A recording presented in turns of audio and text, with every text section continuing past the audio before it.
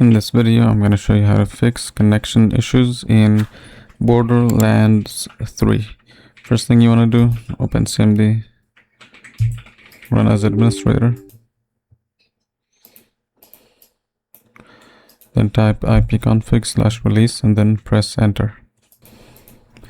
Then type ipconfig flush DNS, then ipconfig/renew, and the last one is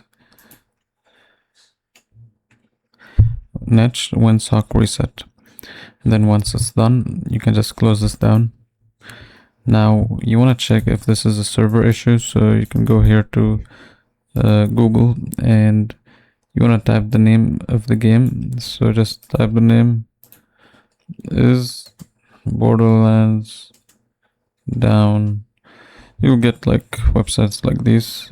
If the game is down, you'll be alerted here. So if that's the case, then you will just have to wait, and the server will fix the server and it will be back online, and that should be it.